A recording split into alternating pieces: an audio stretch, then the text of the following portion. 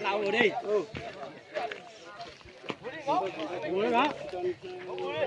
Này, hai con đều lấy xì nhá. Xuống đi, xuống đi, xuống đi, xuống đi. Thiếu, xuống đi, xuống đi, xuống đi. Xuống đi. Mất sự cút các con trào cái này nè, tụi nó cứ đọc đi sao lên. Đang có phiêu quá nè. Là giáo tổng tên nó thế mà. Đó. Có bùi đây không? Đó đây không? Chưa từng có không đi cả cái con làm cái gì vậy? Chú đi, đừng kêu nhá. Chú đi, đừng kêu con cho là hai sửa đấy. Chú đi, chạy ra tính nữa nhá.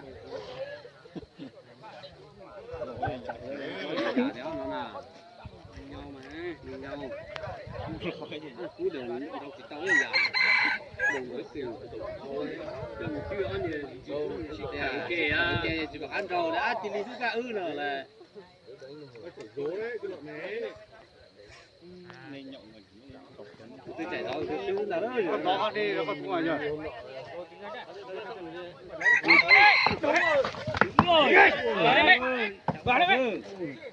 Nó tao này nhỏ thì con này nó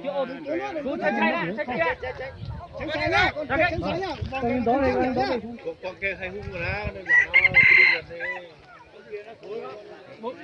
nhỏ đi. Giúp lên đâu để nó mở cửa. Chúng ta đây, chúng ta nữa. Con này nó không như con kia đâu. Cậu lên trồng đấy rồi, trồng đâu mà. Không bạn đi, vô đi. Vô đi không? Vô đi thôi. Vô đi. Sân nhà chạy gió rồi. Sân nhà xưa. Vô đi không? Vô đi. Đúng rồi. Mấy cái thằng kia. Chạy ơi. Chạy ơi. Chạy đấy. Chạy ơi, đánh đâu?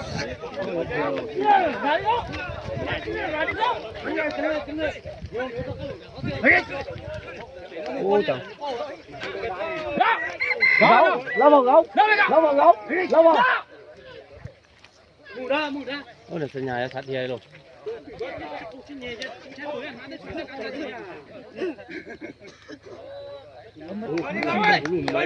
Mất chi lên lại đi không?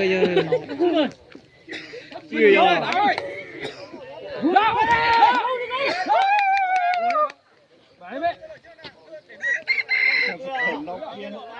Con trâu vô đi. Ai da lão chết cua. Tụi nó chết rồi tụi nó nè.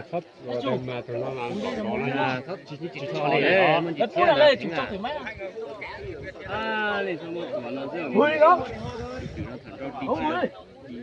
Không vui đi không? Vui đi không? Là nên chỉ con trâu. Vào đi. Đừng có mà cua chỉ nhoi à thằng yêu ăn cua nó chừng sao nhá cua trả lời từ đứng dậy nhá đừng có ngồi đấy tí nó chạy học phát về đấy hai con này như nhau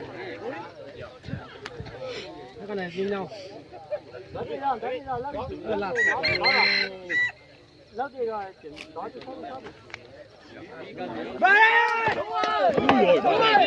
đúng rồi mạnh lắm đấy không phải là như thế đúng rồi đúng rồi có cái này này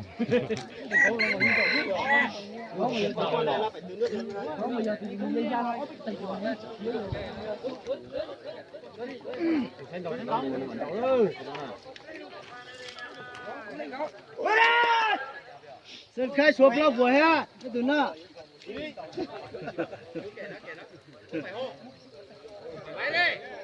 Sơn khai xuống lâu vừa ha khai tiết kia rồi bây giờ Sơn khai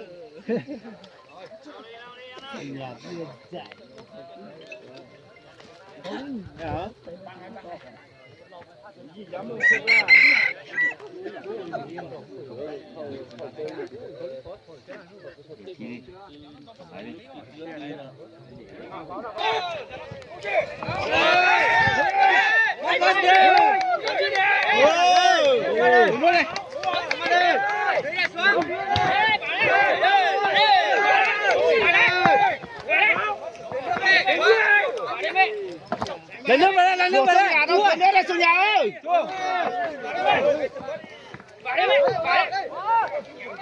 Xuống nhà đâu, xuống nước đây, xuống nhà ơi. Tôi tụt nhá, xuống nhà, tôi tụt nhá. Chắc ai mà bạn đâu đây. Không được. Anh xa. Tới nước đây, tới nước đây. Xuống nhà đâu, tới nước về đây. Mua cái tô luộc cho trẻ cứ.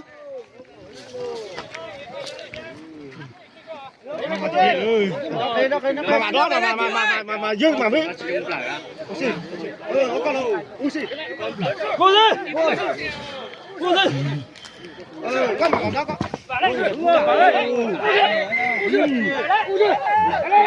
Vào. Ô, 욕 này tiểu.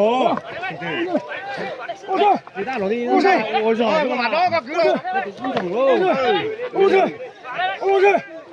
Sắp chờ từ. Ôi giời. Vào đây. Vào. Ôi giời. Ôi giời. Ôi giời. Đẩy thế. Ôi giời. Ôi giời. Nó bỏ nó sư chứ cứ gì đó. Nó mà dùng sai sư của cũng nhiều của trình cứ gì đó. Nó cũng nhiều của trình cứ gì đó. Ôi giời. Ôi giời. Ôi giời. Ôi giời. Ôi giời. Ôi giời. À đó đi vào thôi. À đi vào đi nào. Đi về vâng.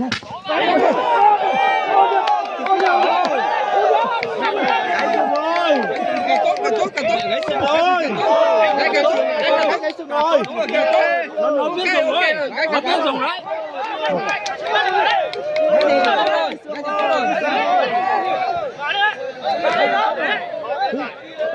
Có đi được không nào? Cút chuồng. Hai sừng rồi. Hai sừng rồi. Bay tập chuồng hơn. Ôi. Cút chuột tật tật. Rất là. Dùng tàu á.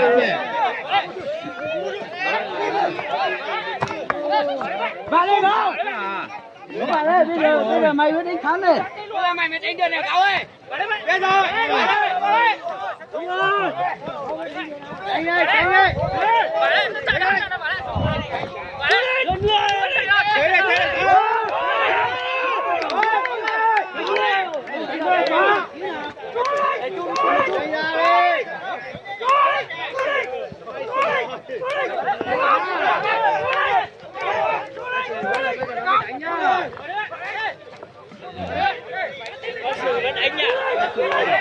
Đánh ra nhá, nó chạy lúc nào không đâu nhá. Đánh nước lên. Đánh ra nhá, nó chạy lúc nào không đâu nhá. Lê ơi, cun lên thì nó. Lê ơi, thấy xa chứ chỉ con đầu rồi. Cái sát sống sát chỉ trâu rồi. Con này dùng xịt tỏ. Anh ơi thôi. Lên mà ha chị thiếu.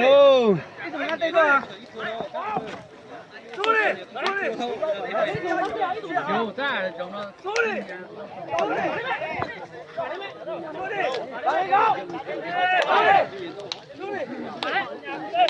Bạn đi ơi. Ai thì nón nhau. Có lên được ơi. Phải ơi.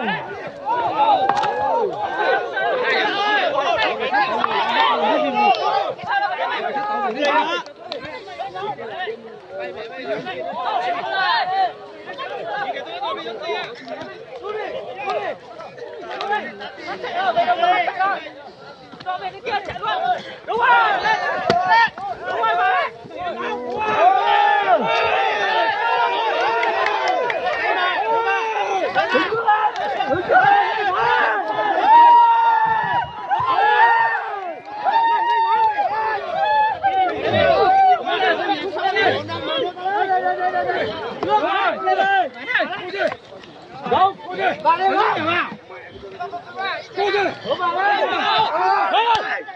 tất cả rồi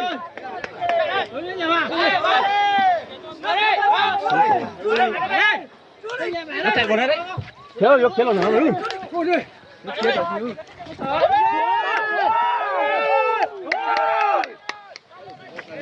không chỉ pha đâu chỉ pha nhá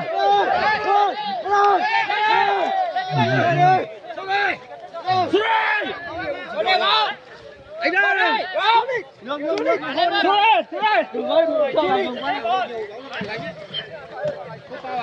vào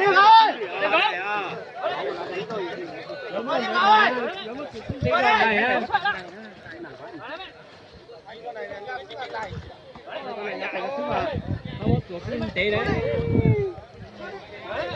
cuốn đó à cuốn đó để ăn đâu xịt đài à giờ tôi nó lấy xịt đài thì lấy đâu thế tao cũ nè thế tao kì thôi chứ tôi lý đầu tôi nói giữa phong dừa là tôi lý thôi nói giữa rồi nó phải phong nhiêu phong siêu tạt lên đó anh chắc khang còn nó phải phong cầu chậu đi cái sắt lù nè vào đây cái sắt tao lùi vào phát tao trầu là phát trầu sắt là trầu chứ là lù nè ở cái việc kia tao lên chỗ đấy tôi lấy tập lại thôi lấy tôi đi tập rồi mà không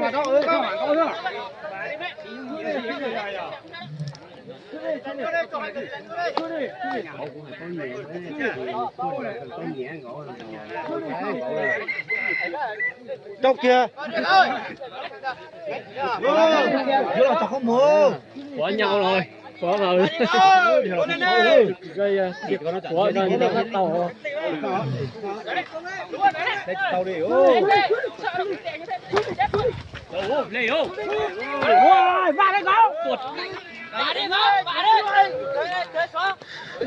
tụi cuốn này tụi cuốn lên như chỉ bón đầuเลยà dùng chỉ tàuเลยà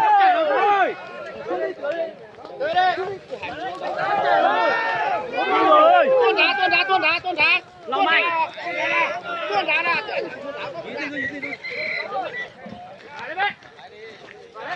ít thật lên chưa cái phải thật lên đây phá đây chưa hết chờ gì thật lên thật lên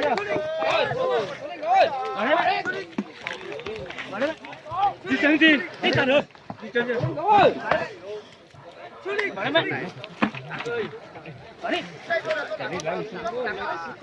có cô liền không nè xuống nào ngồi vào đây đi không vào đây vào đây ơi vào đây chạy đây lâu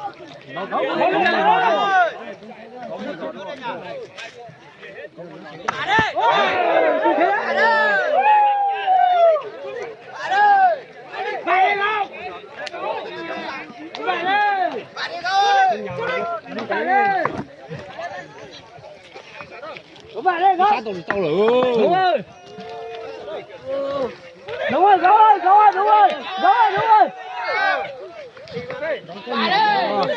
nó không ngọt rồi chết tôi kịch đọt rồi nó cái kịch đọt rồi này nhà nhỏ thế kìa anh nhưng mà cũng sai sai rồi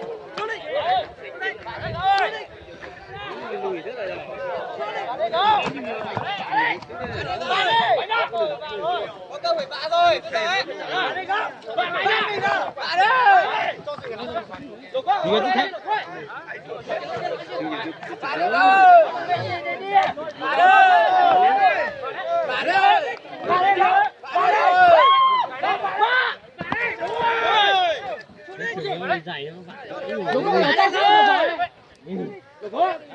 người tao xin này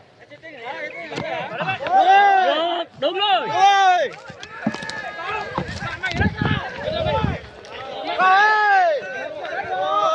nước này vào cho mình lại khỏe à anh đi lấy nước đi đi chuẩn nước đi bảo nó chuẩn nước đi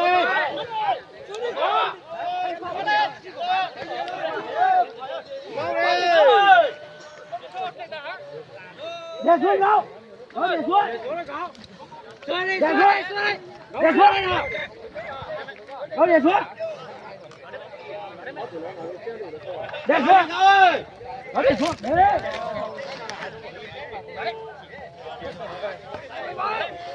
Bà đi không? Đấy có. Mày cho nó bay. Mẹ con này kìa vào má tôi má đỏ hết rồi.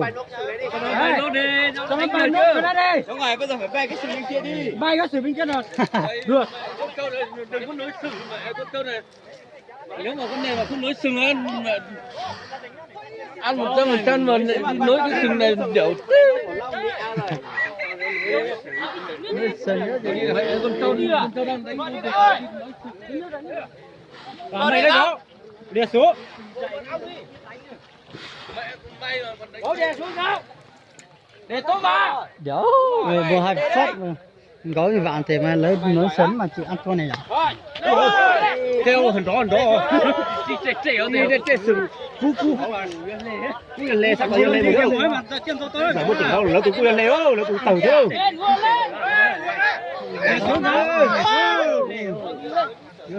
Xuống đi. Ta giờ sao lê nó rõ thế à? Lê thế tiền mà đây có sao bắt tao vậy nó con trâu thế nó sang đấy sao bắt tao mà nên chỉ con trâu ấy lê mà chỉ tua luôn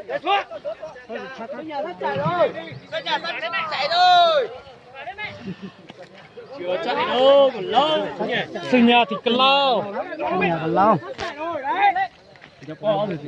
sinh nhà có đấy sinh nhà thì và mày đây có cái nhà sắp chạy rồi đi xuống để xuống đâu để xuống không để xuống đây đi xuống anh em có ở một đống nhá đi trâu chảy lúc nào không biết đấy nhá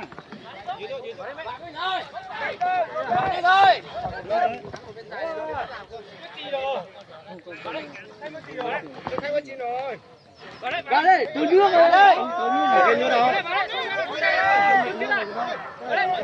mất chỉ ta chỉ đó lên nhá vào đây không có cái gì đi họ có nhiều chỉ vẫn lên đi tao lên đi vào đây coi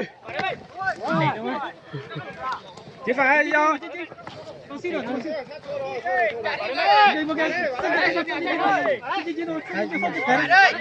cú lên ta cái yo tôi coi là cú lê nó tao là tôi để tao thể thứ dần nhà này cái gì đâu dùng màu hay là chỉ đỡ vào cái tình mà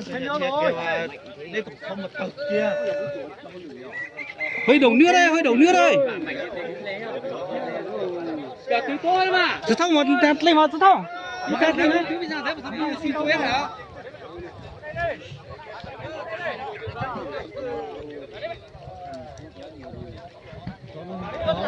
cắt tàu ổ nó hả đeo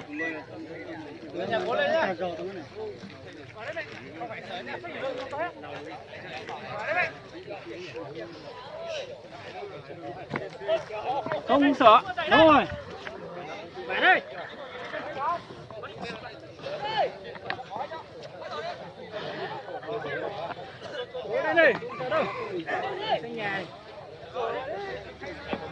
đây đừng có vào đây cô rồi chạy rồi vào đây trên có vào đây rồi trên có đây một chiến lô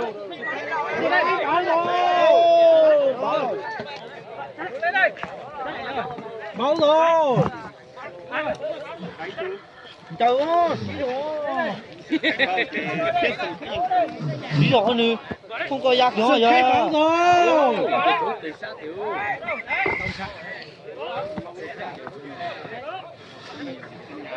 lúc đây chụp cái chuyện cho chúng tôi rồi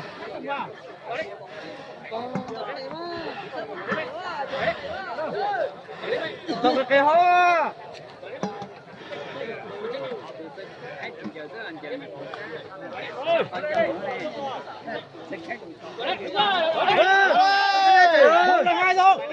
Con được 2 rồi. Chạy ơi.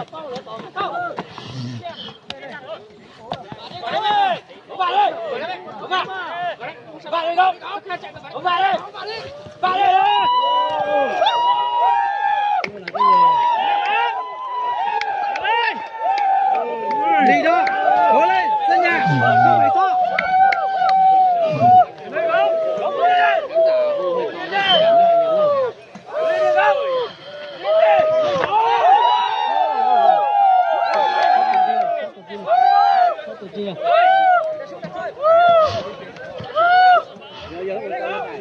Việt gì thôi à? Thay luôn rồi. Một thân đi à? Tao lấy một thân đi à? Chính à? Tôi chuyển cho tao phải ơi.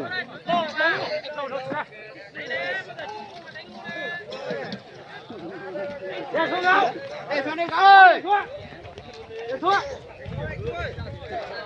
Để xuống. Để xuống. Để xuống. Để xuống. Lớn từ tư lệ mà.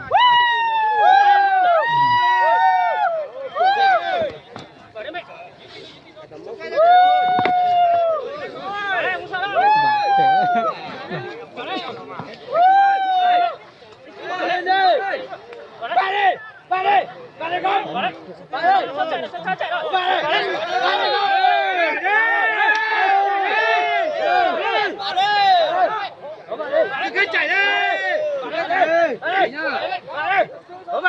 Cứ chạy đi. Chạy đi. Sân nhà.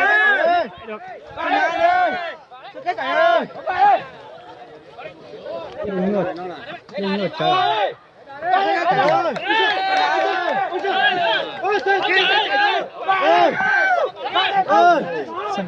Khai gì chỉ tao này.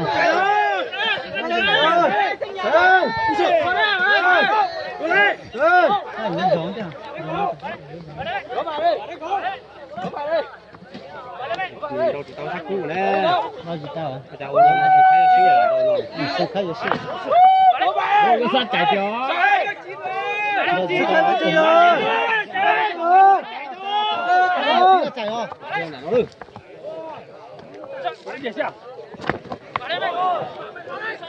Chạy không? Cái sao mà sát con lê một thắt chỉnh lê đi nào. Sát con lên ra đây. Em bảo sát con lê thắt chỉnh lê đi. Sát con lên.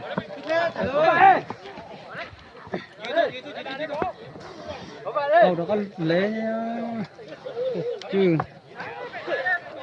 Khai tổng thống cầu. Khai tổng thống cầu.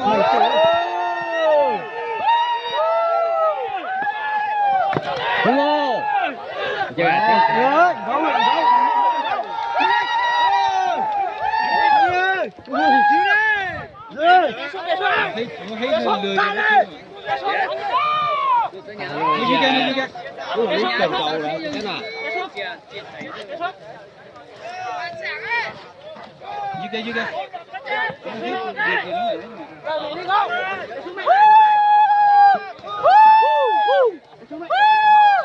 bây giờ hết chạy rồi.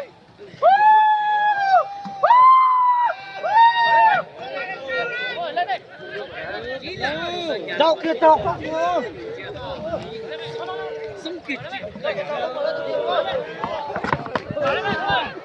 Có bạn này đi không? Có bạn này đây. ô là tụi cũng ở xả cái sân nhà má nhỉ sân nhà cũng sắp bay sừng à Giết lên gì tí chứ chưa? Có bắt thâu bay bên kia nó thì tốt nhỉ sao nếu bay nhỉ chứ mà khó thả mình ở nè đây sao này thả tao lờ cái bắt thâu tôi, cái bắt thâu tôi. Gì nó chắc chắn rồi mà, gì đó. gấu cố lên đây không sợ đâu Ui sợ. Thấy ơi.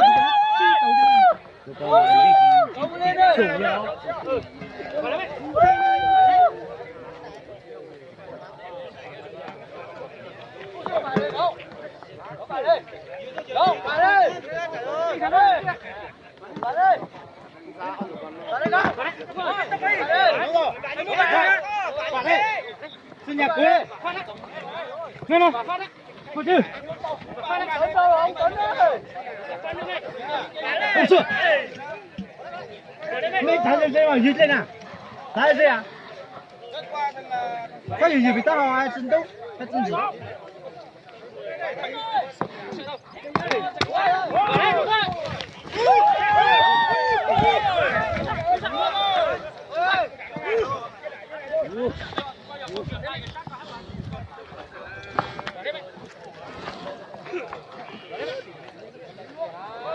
Mày chỉ phải coi, mày chỉ phải coi, xem coi.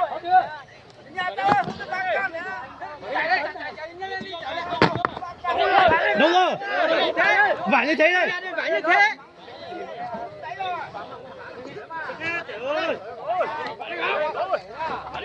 Có vào đây không? Vào đây. Anh đi. Anh thật thật vào. Đúng rồi. Vải đây.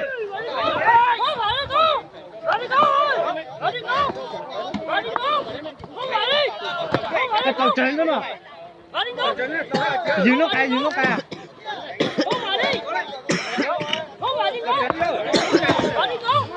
Không này.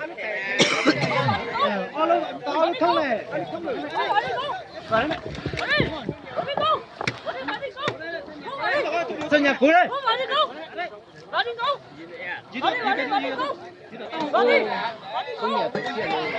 Hey!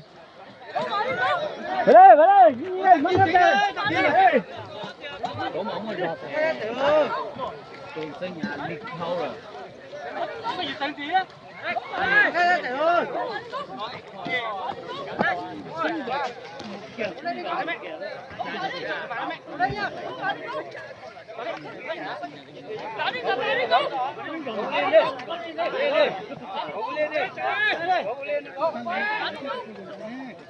Vào đây, sân nhà vào đây. Đúng rồi. Đúng lên đi. Hết được rồi. Sự khác hết được rồi. À, miếng trả miếng này. Vào đây.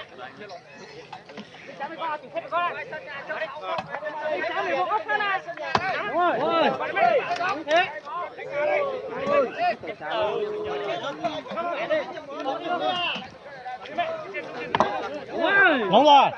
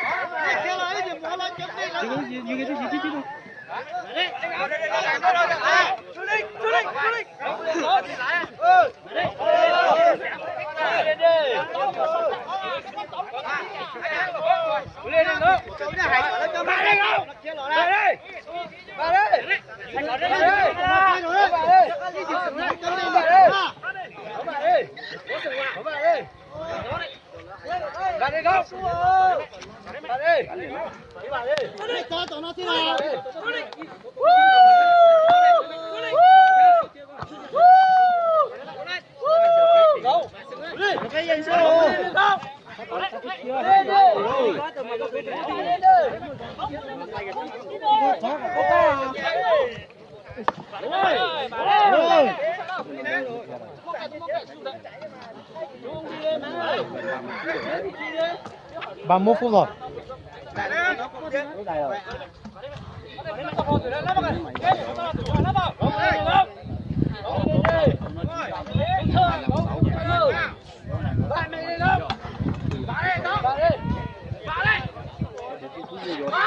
Dạ tiêu rồi.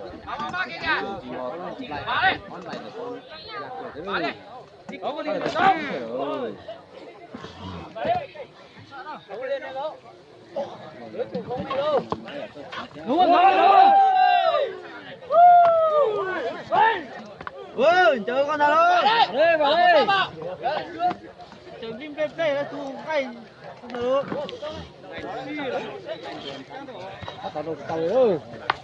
Sao ta chết này. Nung chút tàu.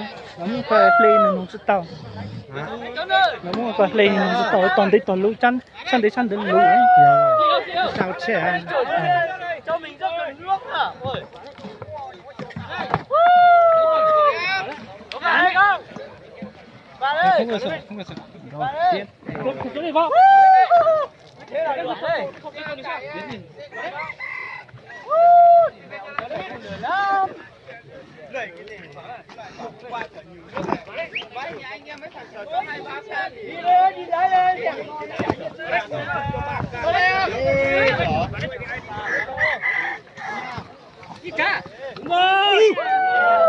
Cho mày đi về thế này đi lên dưới đâu ông Tấn ơi. Mà mày đi chơi đi. Đưa đi. Mà đi đâu?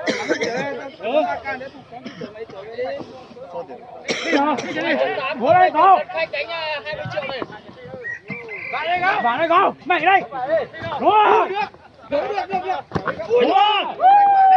Bắn vào mắt cho nó mù luôn. Bắn vào mắt đi. Đó, bắn vào mắt. Đấy cái lúc không mù luôn, rất là vòng. Nghe này.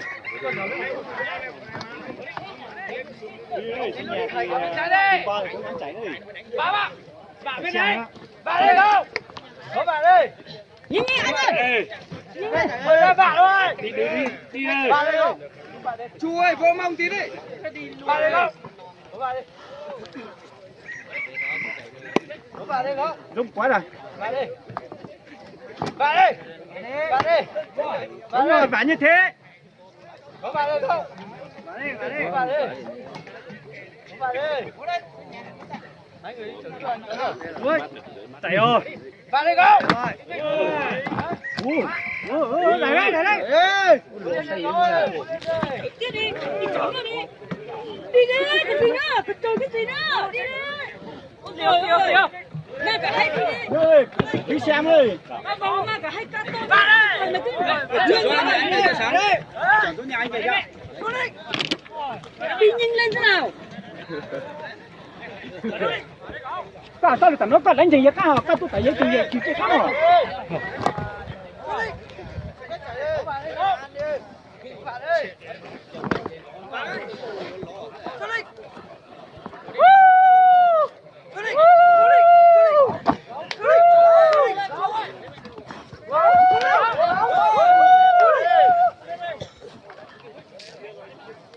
Không có đèn đó gì đây.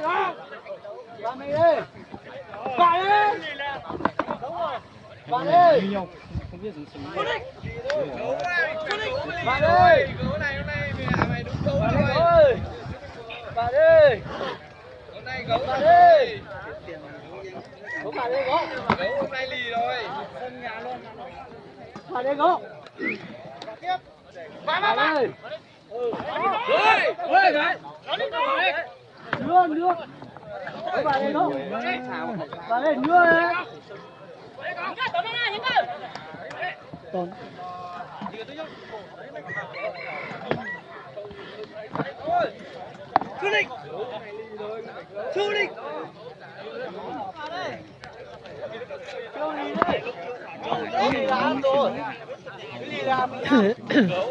Không phải sợ.